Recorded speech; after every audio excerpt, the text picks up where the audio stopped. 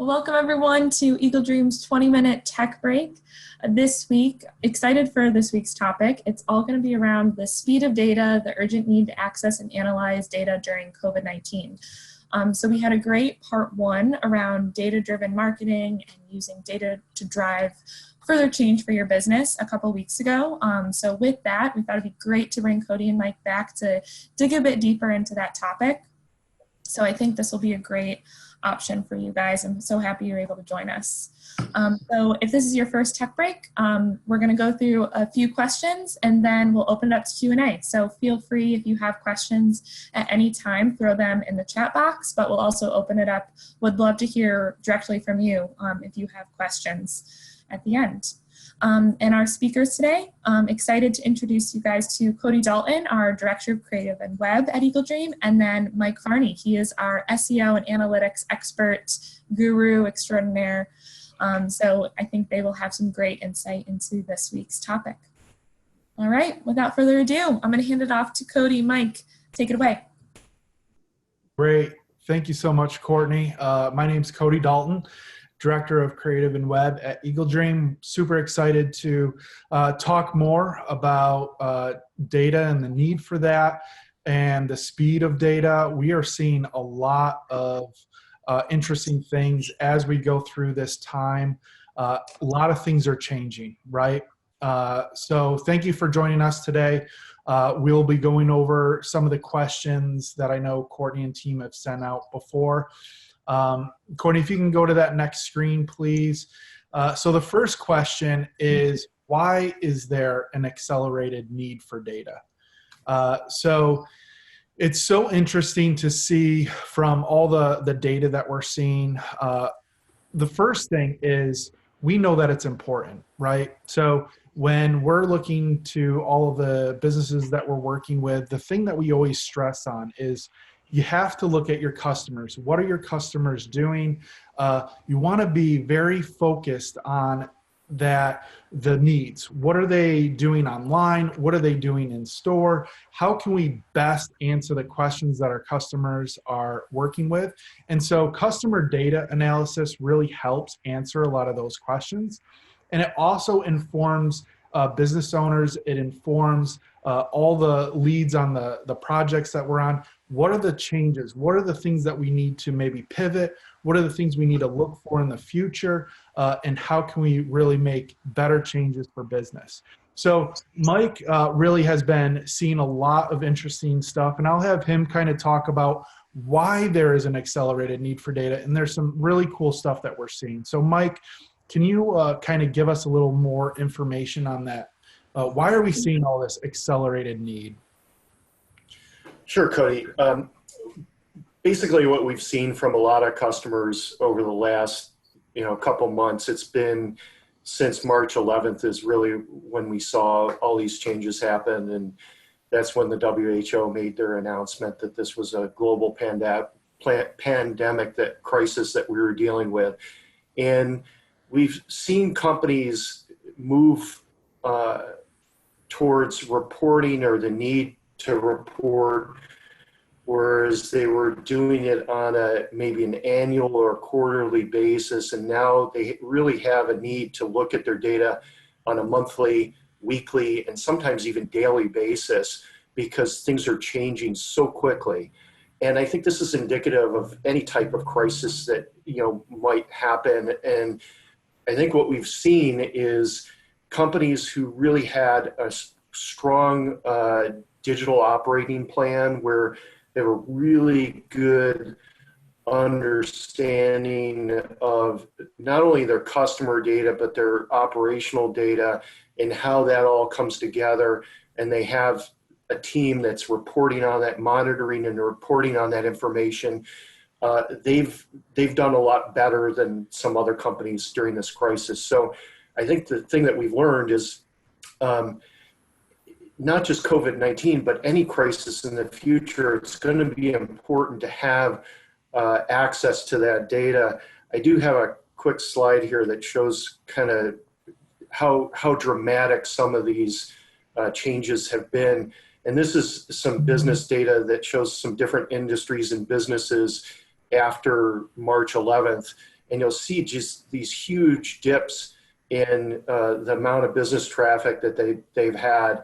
But you'll also see there's a climbing of the traffic is starting to come out of this bottom that we've been at for the last month and a half or so. There's one off into the upper left-hand corner. You'll see there's an orange one that did a slight dip and then moved back upward again. That's actually the retail home supplier company called Home Depot.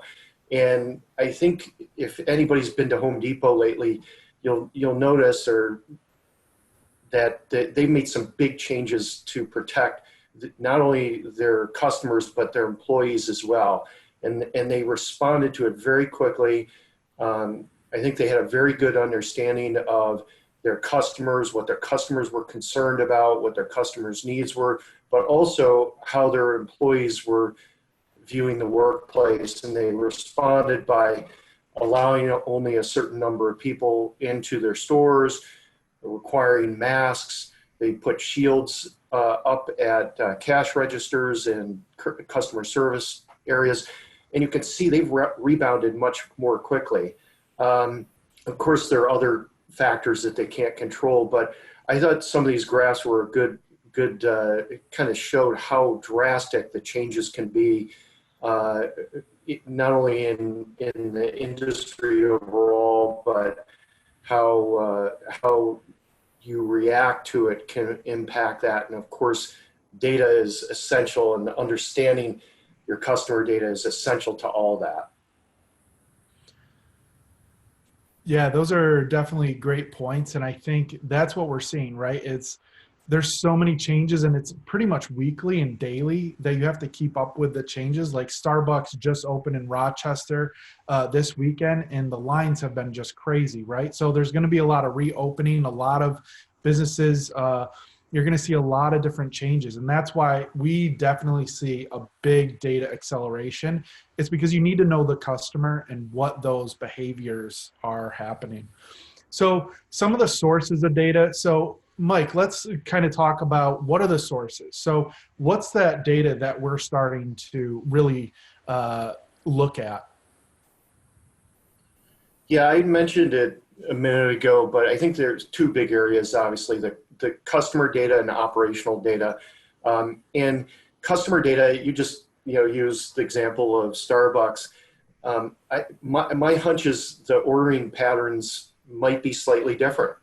And it's going to be important for Starbucks to understand what those changes are and how they can make their customers happy, service them the best that they can. So some of the things we're looking at are, digital type advertising, email campaigns, website traffic, stuff like that gives us some information about what's happening. Customer service support data. So if there are things that are happening at Home Depot or Starbucks, or even if you're not a brick and mortar business, how do you know what your customers are now interested in? And if you're supplying something to them, how are they responding to the changes that you've made? So it's really important to understand the customer service component of it. And then sales, how has sales changed? Are you selling different products than you've sold before? And then on the operational side, finance, accounts receivable, what are some of the things that you're billing out for right now? Can your suppliers meet the needs of the products that you're producing? Can they provide those products so you can get them out to your customer? Of course, logistics is huge. Are your products being delivered on time? If you're a product-based company, these are huge items, and being connected to all these sources of data and seeing them in a holistic way is going to be really, really important to adjusting to your customers' needs. Yeah, and we do a lot of application development. And what we're seeing right now is some of our customers that are definitely in logistics, and from their applications, we're seeing a lot of data around there, like major spikes, right? Is a lot of the products that they have relate to what's going on with COVID-19. And so there's a big uptick. And so when you're looking at this data, how can you start to predict the future as things start to open? Maybe masks are being created, maybe it's hand sanitizer. I mean, there's a lot of our customers that are on this extreme growth, but then you have to use this data to then predict what's my management of that in the future. So taking it really far into how is your operations run through that data. I always love it from the design perspective. As my team is creating designs, we're taking in the data that Mike and his team provides us, and it gives us great insight into what users are doing online and how can we make little tweaks here and there that can better their inputs. Maybe it's they're putting orders through an order processing tool. Can we make little changes to that to make it easier for our users and make it faster? Because if a lot of orders are going through, if we can just make it a little bit faster, the amount of effort that the team gets from that and the amount of benefit is so great. So that's why it's so important for not only design teams, the development teams, and the business teams to be reviewing that data. So I think those are all great sources. So Mike, let's talk about a little bit of the data and what data do we track? And I think that's really interesting, right? It's what are those parts that really help us make decisions easier for our customer? Yeah, every business is a little different, but I'll name some that are biggies, I think. And I think the point is you really need to, as a company, figure out what's important to track, and then have a company-wide plan to report on that and to allow you to react and adapt to whatever your customers' needs are. And so some of the biggies, conversion data is huge, and conversion could be an e-commerce transaction. It could be somebody calling you on the phone, or setting an appointment with you, or whatever. So it could be whatever you want, but it's an indication that you have a higher level of interest. And sometimes, especially these days, what we're seeing is sometimes there's increases in traffic to a website, for instance, or phone calls or whatever, but we're not getting the conversions. And I think that's a really interesting kind of measurement that a lot of people are seeing these days, because restrictions are starting to lift. People are starting to think again about what's it going to be like when I can get back out into public and go back to the places that I love to see, but they're maybe not making the purchases just yet. And or maybe they're a little bit different. And it's important to watch that conversion data and understand maybe how that's happening. And sometimes you can look at that data, but talking to other people in the organization. So another metric is customer attitudes and trends. Maybe your customer service department is getting a feel for that. Maybe your salespeople are as well. Another metric that's big that we've seen happening in the marketplace is employee risk categories, measuring really what's happening with your employees. And one of the things that's been big in the Midwest is meatpacking plants. A lot of their employees have been getting sick, and because of that, they've had to shut down plants. And I think it's important. You need to be able to measure what's happening with your employees as well, so you can meet the demand and make sure that you have the people in place to meet whatever that demand is. Otherwise, you're not going to be able to deliver your products to your customers. And then increased demand for new products and inventory management. That's huge. We've seen customers actually creating new products and new offerings based on what's happening with this crisis, and being able to have really good, strong relationships with your suppliers and understanding the data behind that and what's available to you, what's not available to you is going to impact how you can service your customers. So again, having access to all the data, but also knowing what to track is critical to your business's success. And if you don't have a complete view of that, it's going to be very hard for you to respond to your customers in a crisis like COVID. Yeah, I think those are all definitely great things that we track. And a lot of it is customer patterns as well, whether it be an application that we've built, whether it be social media, advertising, website traffic, mobile app traffic. What is our customers doing on all of these platforms from a digital perspective, and how can we start to track that? It's so important. And the technologies that we're using, it is so interesting to see, right? Is we all know that data is so important, but a lot of our enterprise businesses across all industries, I think one of the things that we've seen such a huge push for is data lakes. And so with AWS, it's really making it a lot easier to bring in all of this data. And it's always been, my background's more marketing and design and all of that. And it's always hard to connect. How is our advertising, our marketing affecting our sales, affecting our customer? And what does that whole flow look like from in store to on the web to on the mobile app? How can you start to see that full dynamic of a customer? And data lakes is providing a lot more opportunity for us.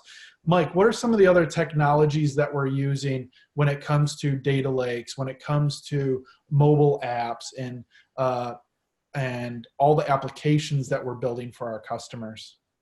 Yeah, well, so the first thing that you really need to do is make sure that you have organized your data and have access to it. And once you've done that, I mean, that's a huge topic. We could go on and on and on about that. And we have some of the best people in the industry to help our customers organize their data in a way that makes it very useful. But once you do that, it's important to be able to visualize it. So, and then analyze it. So the first thing that I think is going to be really important to a lot of people is having access to that database, and certainly AWS data lakes and the technologies that they provide are huge, because it provides a historical view of your company's data, and it can come from many different sources. And then being able to use visualization tools like QuickSight or Tableau to get access to that data and look at it, it is very, very useful. But then you have to be able to analyze it and look at some of that data. And one of the nice things about a lot of the new tools and technology that are out there is that we can use AI, artificial intelligence, and machine learning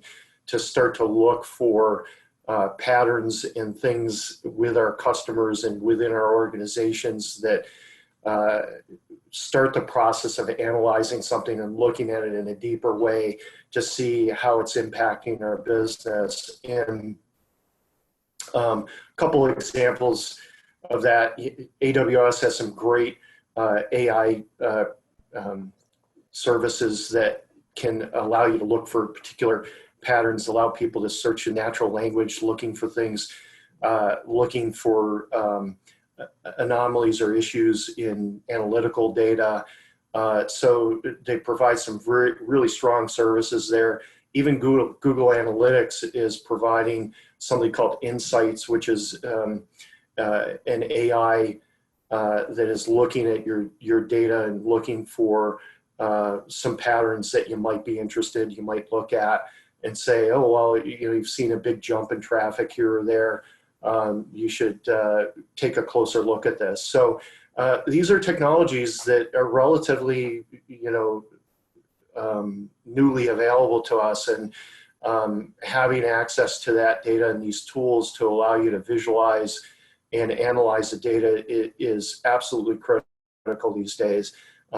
So if you can't see these things, getting back to the speed of data, if you can't see these things in a monthly, weekly, maybe even daily basis now, and begin to analyze it, you're not going to be able to react to the crisis that we're in the middle of right now. And we're going to see a lot of businesses fail because they haven't had strategic digital operating plans and the people working in an enterprise-wide to analyze and adjust to whatever customer situations they've had.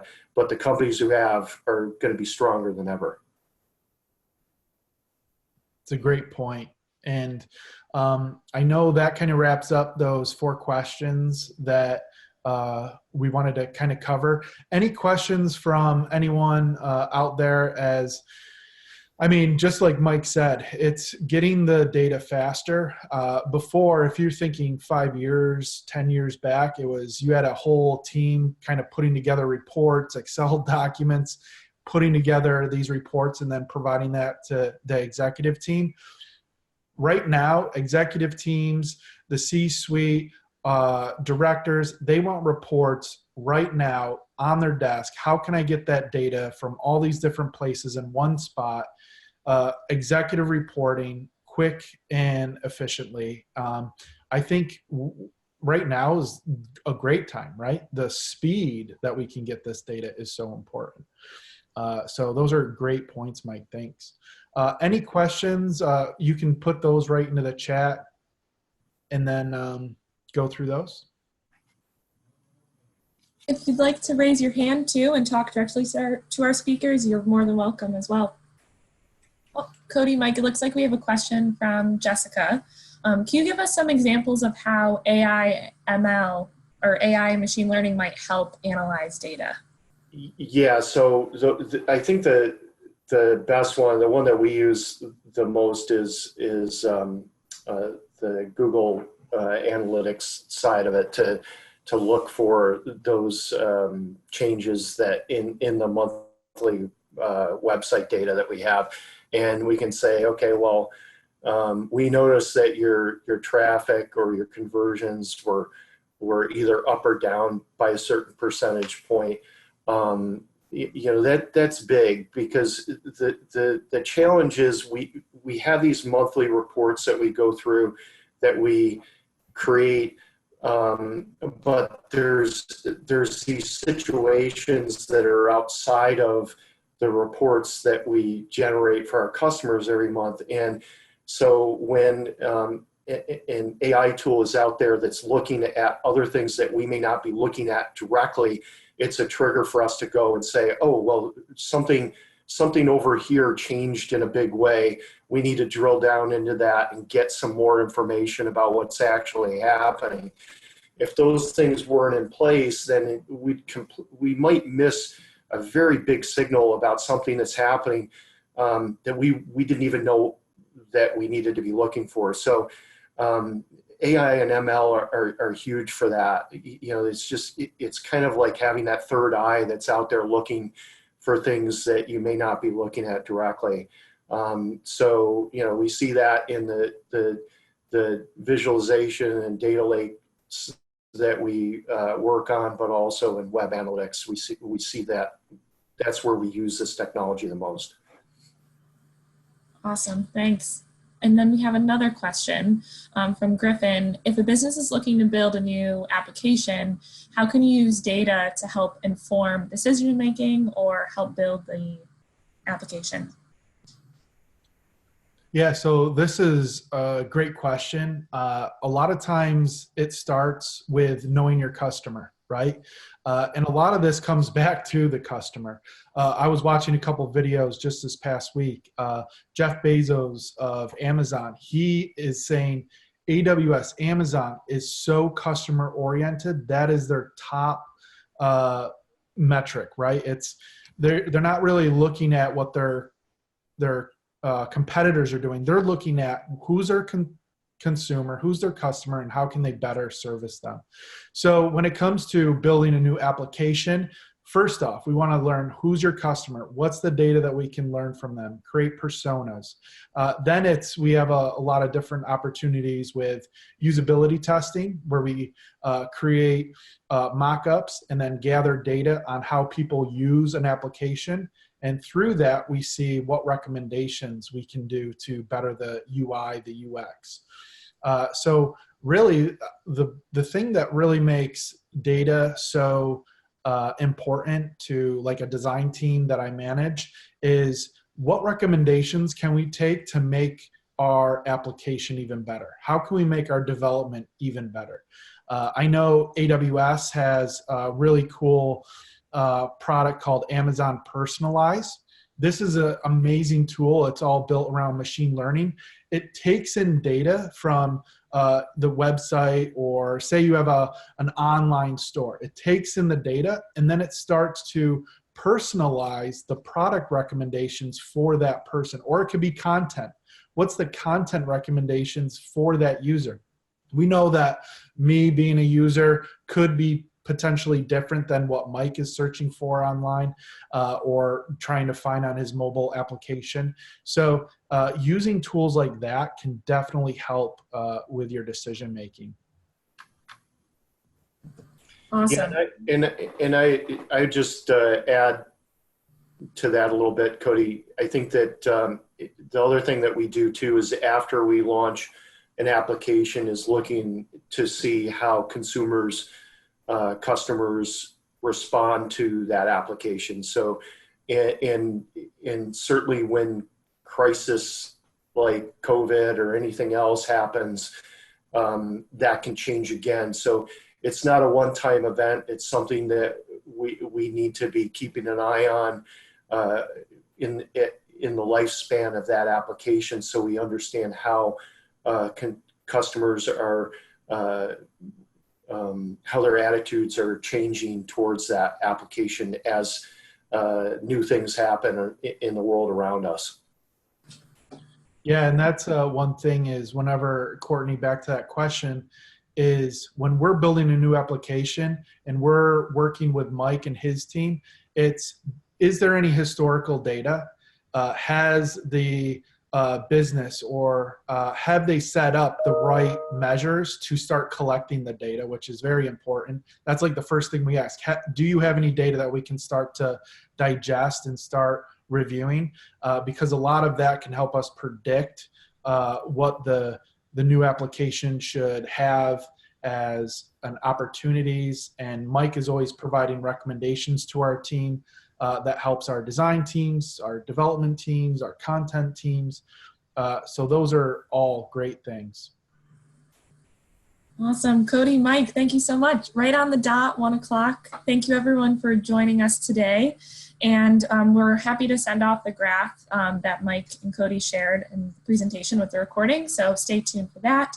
And then hopefully you can join us next week. We're going to be talking about business continuity, disaster recovery. If you have an issue with recovering data, we're hearing from a lot of our customers that is a problem right now. So we're going to talk about it next week.